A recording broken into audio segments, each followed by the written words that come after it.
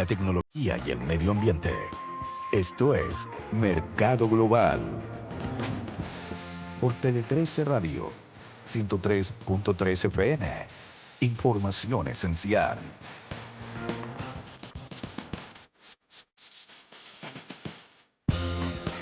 Claro que sí, 9 de la mañana con 40 minutos. Seguimos en nuestra mañana informativa. Comienza Mercado Global. Paula Comandari, te saludo nuevamente. ¿Qué tal? ¿Cómo estás, Ramón? Muy buenos días otra vez. Mucho que comentar y analizar, así es que nos vamos rápidamente. Sí, aprovechemos el tiempo de esta mañana luminosa de día viernes. ¿Salió el sol? Sí, que bueno. Era necesario. Justo y necesario. Enel, toda la energía puesta en ti. Ahorra, invierte y cámbiate a AFP Plan Vital.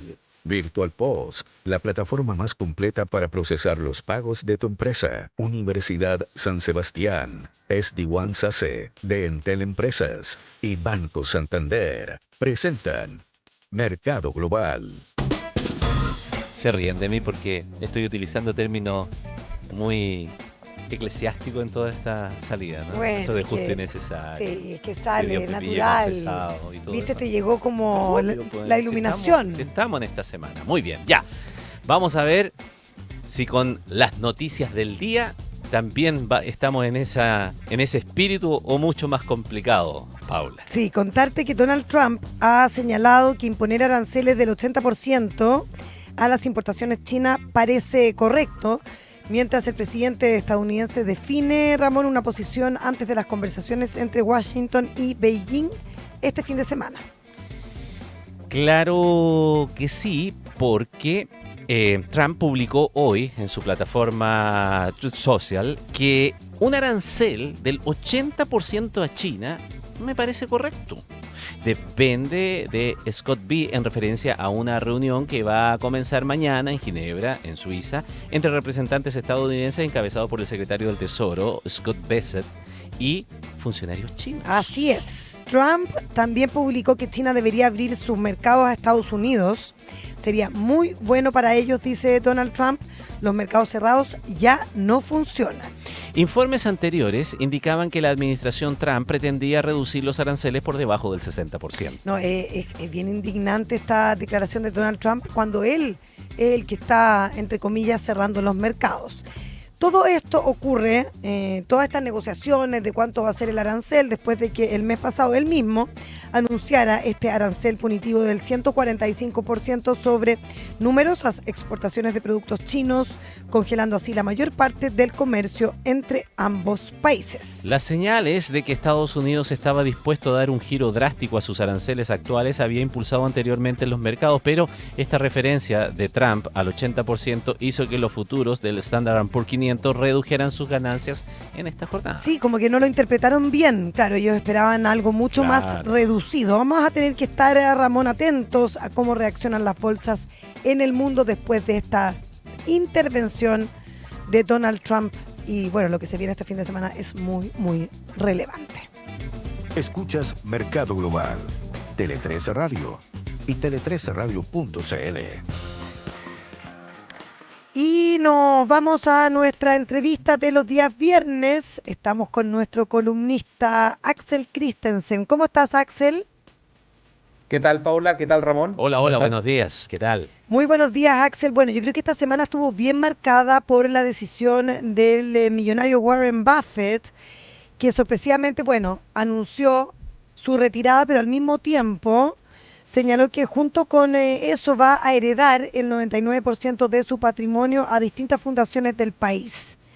¿Qué significado tiene esto en una sociedad como Estados Unidos y qué lecciones o cuáles son las primeras lecciones, aprendizajes que se pueden sacar respecto de este tipo de actuaciones, Axel? Así es, Paula. Estamos hablando de una persona que yo te diría que va mucho más allá del mundo financiero solamente. Él a sus 94 años, don Warren Buffett, yo diría que representa un tipo de liderazgo que no es tan fácil de encontrar en el mundo financiero, que se caracteriza por ser una persona bien austera y al mismo tiempo súper rentable en sus inversiones. Así que, digamos, con con el anuncio que hizo de que deja el día a día. La verdad que va a seguir en el directorio de Berkshire Hathaway, pero marca un poquito el fin de una era. Y por qué no decirlo, una forma de invertir también que es tan característica de él. Oye, sí, 1,1 millones de dólares, un billón es parte de la fortuna de Warren Buffett. Pero ¿qué significa, Axel? Porque tengo la sensación de que en Estados Unidos no hay crítica a quien se enriquezca de manera rápida, incluso. Es una nación que no sataniza a los millonarios, a los supermillonarios, pero también ocurren cosas como esta. El mismo Warren Buffett decía que tenía que devolverle a la sociedad todo lo que le había entregado y por eso hereda, bueno, algo no menor, a su familia 1%, que son muchos millones de dólares, pero el 99% a fundaciones. O sea, ¿cómo se interpreta esa cultura que yo creo que es bien escasa en Chile, ¿no? Sí, Pablo, pero antes de ir a esa beta filantrópica que es bien característica, yo creo que esa aceptación que hay, sobre todo a Warren Buffett, creo que refleja lo que te mencionaba, su humildad, por decirlo así. Él vive en la misma casa que compró en 1958, le encanta la Coca-Cola y las compra a granel, digamos, y no perdona tomar desayuno en el McDonald's. O sea, es una Así persona es. bien como que uno puede aterrizar, ¿no es cierto?, encontrarlo, digamos, muy común y corriente en ese sentido. Y eso lo traspasaba a su manera de invertir también. Él no era afán de especular y le costó mucho convencerse de invertir en las empresas tecnológicas. Digamos, compraba todo tipo de empresas también como muy terrenales, digamos, con historias muy cercanas a las personas. Desde ferrocarriles, comprar una empresa de casas prefabricadas, una cadena de productos de helados de máquina acá en Estados Unidos que se llama Dairy Queen, que es bien conocido. No le gustaba invertir en las modas, por decirlo así. Invertía en las compañías que tenían buenos fundamentos. Claro, Y yo bienes creo que raíces, industria diversificada, exactamente. seguro, energía. Y en eso yo creo que mucha gente como que le encontró una cosa como más cercana, a pesar de los miles de millones de dólares que logró, digamos, ir construyendo a partir de una compañía. Berkshire Hathaway, para gente que no lo sabe, era una textil que la compró por ahí a fines de los 50, en los años 60, Claro. que estaba prácticamente quebrada. Exactamente. Entonces, eso sin duda fue un elemento, yo creo, muy característica. Pero si hablamos del legado que tiene, como tú mencionabas, él tiene ya tomada la decisión hace muchos años ya de dejar el 99% de su fortuna a causas filantrópicas. Gran parte va a ir a la fundación de Bill Gates, que dicho sea de paso también acaba de anunciar ayer nomás que también él va a donar el 99% de su fortuna. Y volviendo a Buffett, él dijo, yo no quiero dejarle la fortuna a mis hijos solamente. Él acuñó una frase, yo creo que es genial. Dijo, hay que darles lo suficiente para que hagan lo que quieran, pero no tanto como para que no hagan nada. Entonces, en ese sentido, yo creo que ha sido muy sabio y digamos, él generó un movimiento que sería muy interesante ver si se podría replicar en Chile, que se llama el Giving Pledge, o sea, el compromiso de donar, donde él lograba comprometer a otros multimillonarios que donaran al menos la mitad de su riqueza. Y si bien en Chile tenemos muy buenas iniciativas, incluyendo el dueño de la radio, digamos, y su familia, yo creo que todavía falta más a ese nivel, a ese volumen. Yo creo que muchas cosas se podrían hacer, por ahí quizás falta un marco legal un poquito más moderno para incentivarlo, y también una cultura, yo creo que es un elemento cultural más proactivo en cuanto a cómo devolver más a la sociedad. Paula y Ramón. Bueno, Buffett con 94 años anuncia que deja su cargo, no se retira, como dices tú, totalmente. Pero el desafío que deja para mantener la cohesión de su holding cae sobre una persona mucho más joven. Joven, tampoco es, tiene como 64 años, creo, ¿no? Pero, ¿qué se puede decir de él y qué expectativa hay respecto de su reemplazo? Exactamente, Ramón. Esto es igual que la elección del Papa. Entiendo que el Papa recién nominado, 69 años, es considerado un Papa joven. Súper joven yo lo considero, fíjate. Sí.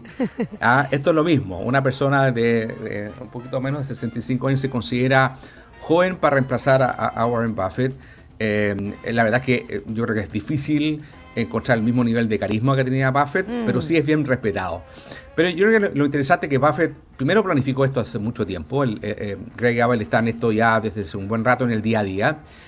Pero Buffett dejó muy en claro que lo importante es que, él decía, aquí no es que yo quiera que inviertan en mí, inviertan en el sistema de inversiones que armamos. Y él con otras personas, incluyendo a la persona que lo va a reemplazar. Así que no es que sea replicable su estilo, pero yo creo que la filosofía que él tiene, creo que sí, y en ese sentido no me extrañaría que Berkshire Hathaway, quizás no con el mismo carisma, pero sí pueda tener el mismo tipo de resultados, Paula y Ramón. Oye, ¿y por qué elige a esta gran fundación para hacer buena parte de su donación, Axel? ¿Eso no te llama la atención?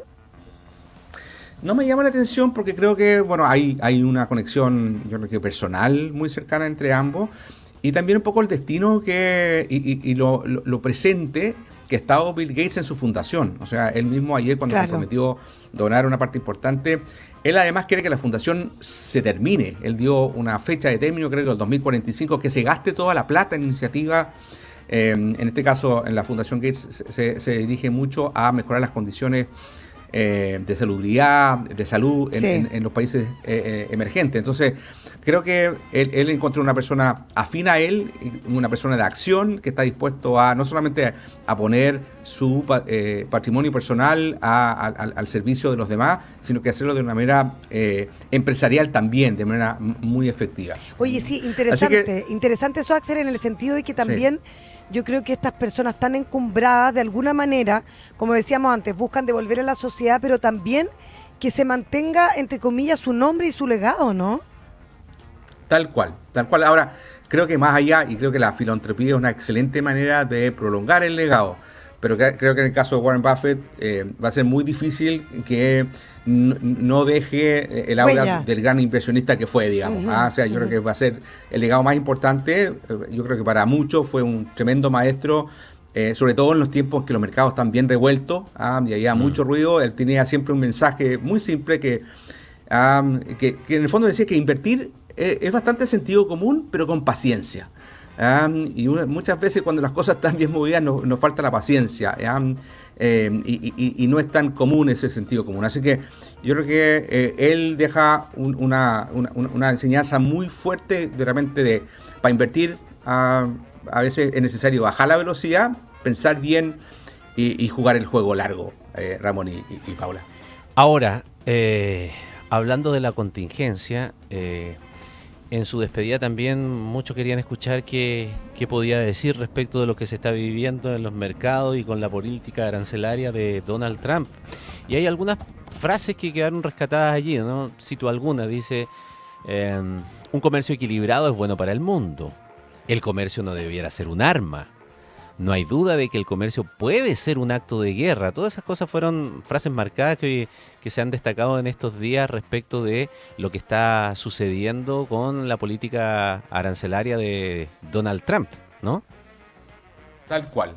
Y de hecho, en un documento que se ha hecho ya casi un rito de leerlo, que es la carta que él escribe a los accionistas de Berkshire Hathaway, justamente en la de este año 2025, él hace referencia, digamos, a lo que tú señalas, Ramón, que toda esta guerra comercial es, digamos, una herramienta que hay que tener mucho cuidado de utilizarlo como un arma, y enfatizó que la prosperidad del mundo es una cosa buena para Estados Unidos, y que las medidas proteccionistas pueden llevar a más bien un daño económico permanente. Entonces, yo creo que en ese sentido él fue una persona que, como te decía, trataba como de bajarle las revoluciones a las cosas, y que era muy en la línea de su estilo de inversión, que era de largo plazo, tranquilo, en empresas que no eran quizás tan rimbombantes, pero que eran muy fuertes en sus fundamentos. Y yo creo que eso lo refleja también en su manera muy equilibrada de ver las cosas, incluyendo lo que incluye en su carta a los accionistas que mencioné recién.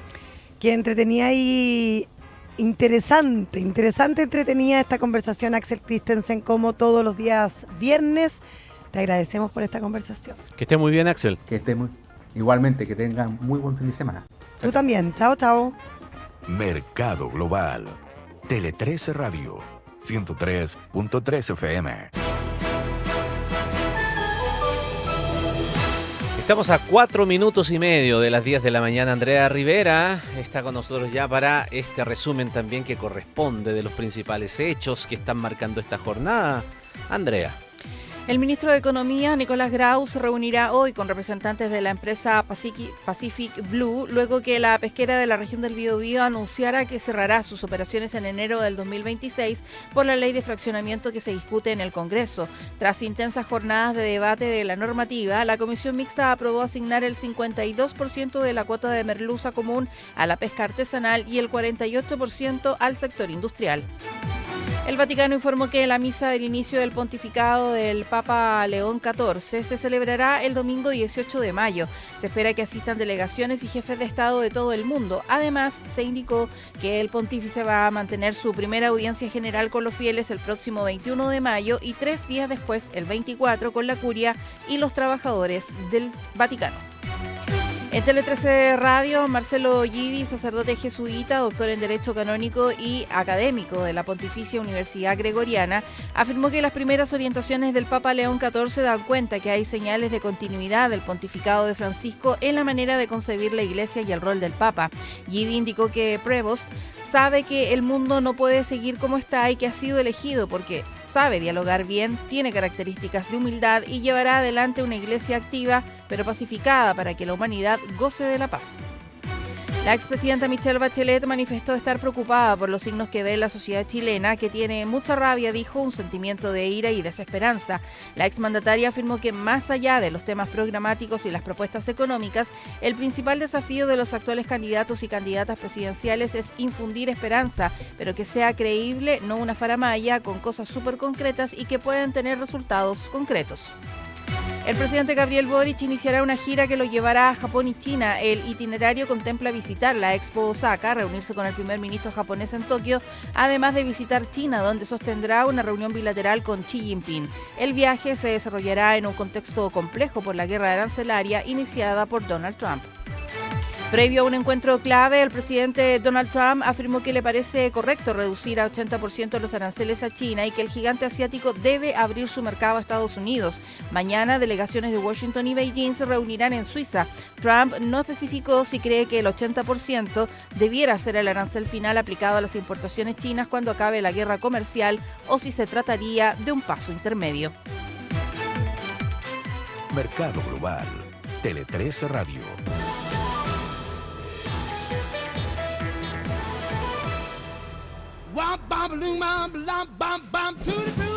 Datos al cierre, Paula. La gran pregunta, Ramón, ¿qué pasa con las inversiones chinas en litio de BYD y Tsingshan aquí en Chile?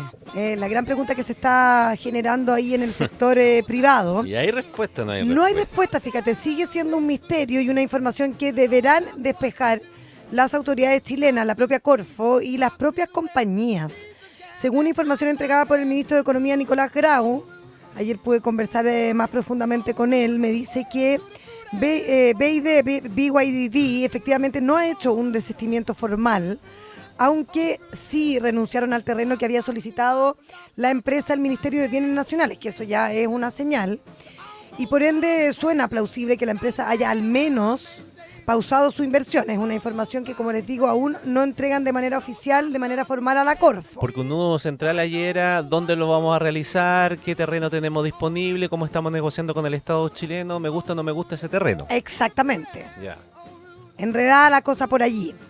La autoridad podrá dar una respuesta también. Y por su parte, Tsingshan está en un terreno más definitivo, diría yo, porque perdió, entre comillas, el contrato al no cumplir con el primer paso para instalarse en Chile, para lo cual era necesario que en un periodo de tiempo que ya venció se constituyera como empresa en nuestro país. Entonces, aún, sí, es verdad, podría materializar de igual modo la inversión, pero ahora sin la garantía del suministro que da el contrato de Corfo. Entonces la cosa, la verdad, no se ve muy bien, aun cuando la embajada dice que las compañías están afirmes con la inversión. Noticia en desarrollo. en absoluto desarrollo y muy interesante de las certezas que pueden haber todo en el marco, ya hemos conversado esta mañana también de el viaje del presidente de la República a China.